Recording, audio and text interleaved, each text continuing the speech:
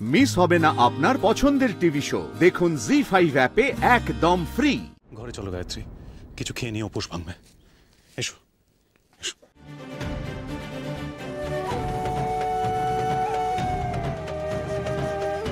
ওর নাম তো নীলাভ। হ্যাঁ, আমি অন্তত ওকে এই নামেই চিনি। এখন শুনছি তার নাম রিন্টু, হয়তো ডাকনাম।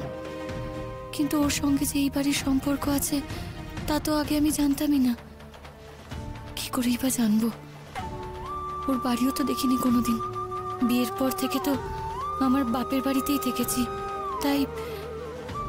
কিন্তু হ্যাঁ, তাই তো নীলাভ তো আমাকে তখন বলেছিল ও অনাথ, কেউ নেই ওর।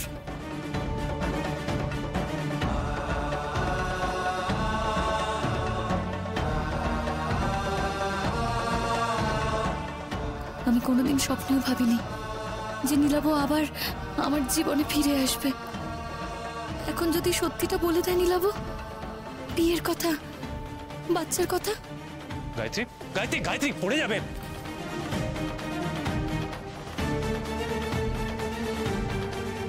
এ কি পরীক্ষায় ফেললে মা? কেন আবার আমার অতীতটাকে এইভাবে সামনে নিয়ে এলে?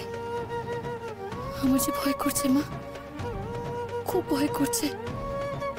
ও আমার জীবনটা আবার ছাড়খাড় করে দেবে না তো? তোমার কি ইচ্ছে মা? আমার মেয়ে। হ্যাঁ, তাই তো।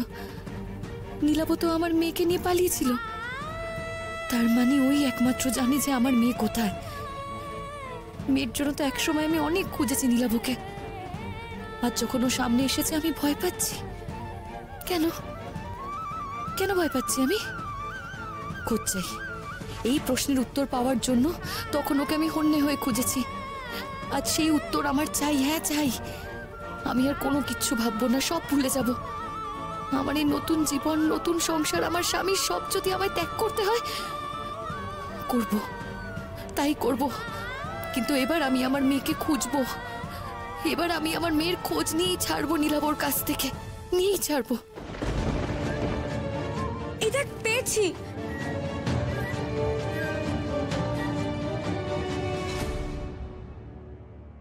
পেয়েছো? আমার মায়ের খোঁজ পেয়েছো?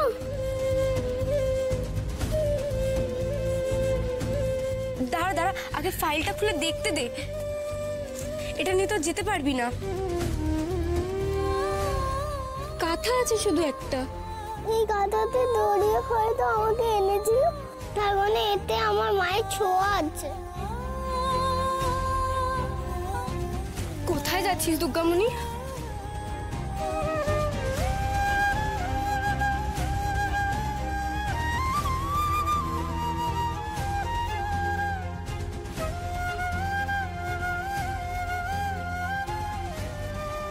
কি হলো? এটা নিয়ে যাই। এইভাবে নিয়ে গেলে তো মেট্রোল মাসি চোখে পড়ে যাবে।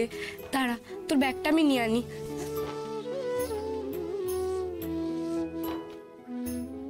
আমাকে মার না যাক, আমি তো চাই মাকে। এই কথা তো সঙ্গে রাখি। এটা দিয়ে হয়তো আমি আমার মাকে খুঁজে পাবো। জি5 ডাউনলোড করুন আর সব এপিসোড দেখুন একদম ফ্রি।